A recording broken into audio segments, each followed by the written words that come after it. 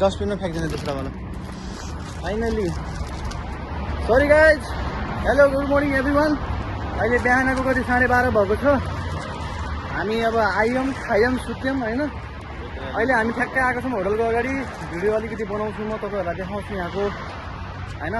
अब त्योभन्दा अगाडिको भिडियो त मैले अब घरसम्म रुमसम्म आएको बनाएको थिएँ अब यहाँबाट नयाँ सुरु हुन्छ भिडियो मेरो फाइनली गाइज हामी पुगिसकेका छौँ रियादको जुन सिटी छ एरियामा यहाँ हामी देख्न सक्नुहुन्छ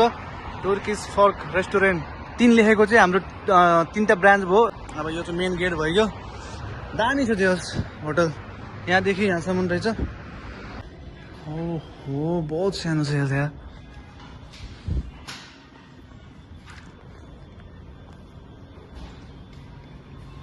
ओ सेट दामी छ यार शर्माको यहाँ त देखो देखो किधर गए ये लोग ये पूरा जति गयो अहिले जाने हो यहाँ त पुरा सिसा सिसा खाँदा त के हो वासरुम एरिया रहेछ ह्यान्ड वासिङ एरिया ओ भाइ साहब थाहै पाइँदैन यार गएपछि कन्फ्युजनमा गरिन्छ यस्तै म त त्यहाँ होला भने जान लाग्यो पता नहीं चलेगा अंदर गुम हो जाएगा भाई यो यहाँबाट माथि जाने ठाउँ रहेछ भित्र थाहै पाइँदैन ठोकिन्छ शोरमाको एरिया ओ भट्टी तुर्किस फोर्क पुरा तुर्कीबाटै मगाएको सबै सामानहरू लिनु त तपाईँको त अलग्गै छ त सामान त यहाँ त्यही के हो सिङ्गल सामान छ त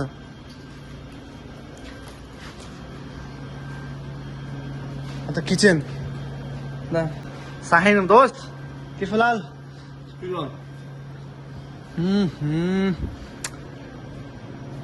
यहाँ स्टोरहरू मक्सला होला यो हिँड मक्सला यहाँ भाँडा धुन सकिन्छ त यहाँ पातलो रोटी बनाउने पिठो मिच्ने यहाँ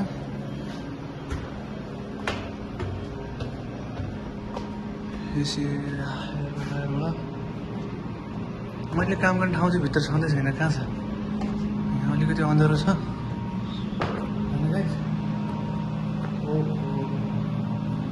कसम छ यो त यार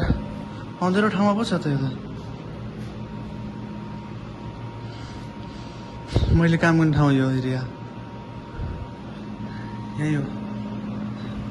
यहाँको लाइट चाहिँ कहाँबाट छ फेरि बहुत सेट चिकन सिकन यहीँ होला सबै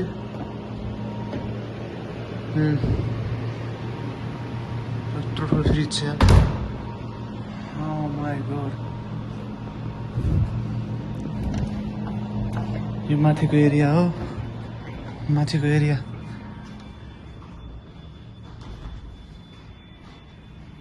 ओ भाइ साहब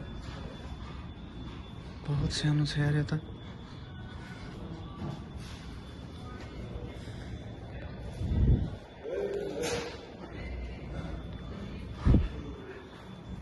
अरे भाई साहब देखो गाइस ये मैं हूँ ये हम है और ये हमारे दोस्तों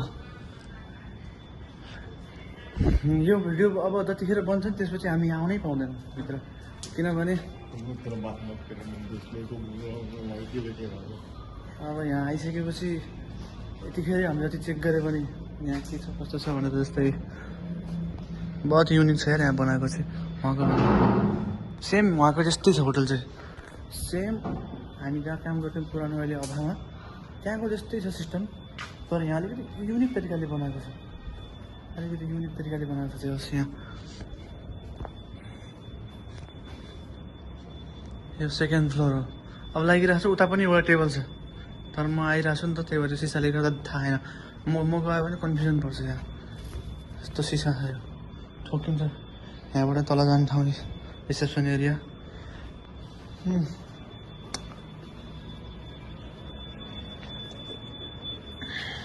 हेर्नुहोस्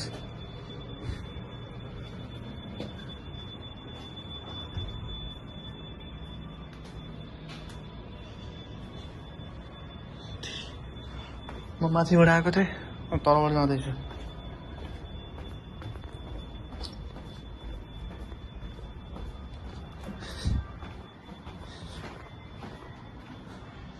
हाँ प्रकाश होटल त युनिक छ है तगडा युनिक तरिकाले छ शोरमाको भित्र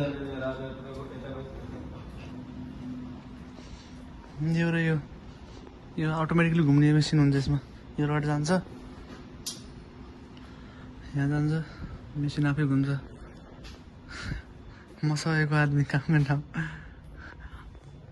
पाइप बहुत सानो छ त्यो त यहाँ सब हलिबे कबाबहरू के आउँछन् अब ट्रान्सप्लान्टेड छ त्यो त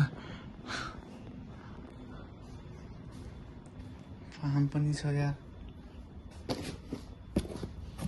कोइला हो यो भाइ साहब बहुत युनिक लेभलको छ यार सब युनिक सिस्टमको हाले हैं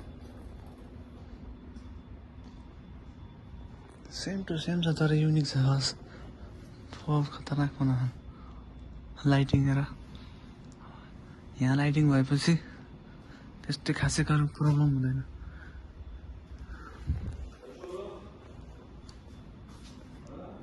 खाना सुप बस यो चाहिँ के रहेछ यसमा चाहिँ के हाल्ने रहेछ कोइला खरानी हालेर फाल्ने स्टाइल बहुत सजिलो बनायो के ड्रर यसमा के जान्छ र सामानहरू वाउ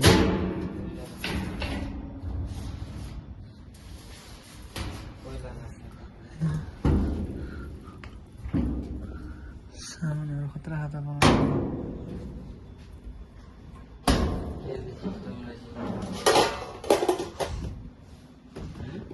दामी छ बडो अरे वाह क्या मस्त बनाया है भाई यो भाँडा जुन ठाउँ यति सानो यार स्टोर रुम जस्तै देखिन्छ त यो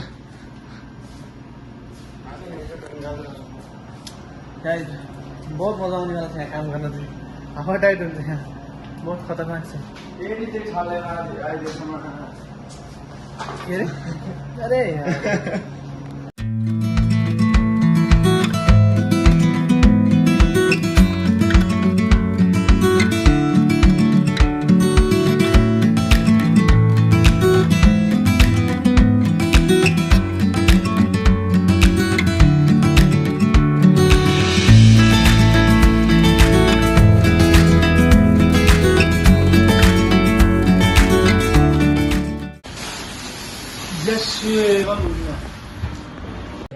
त्यो फाइनली खाना चाहिँ रेडी भइसकेको छ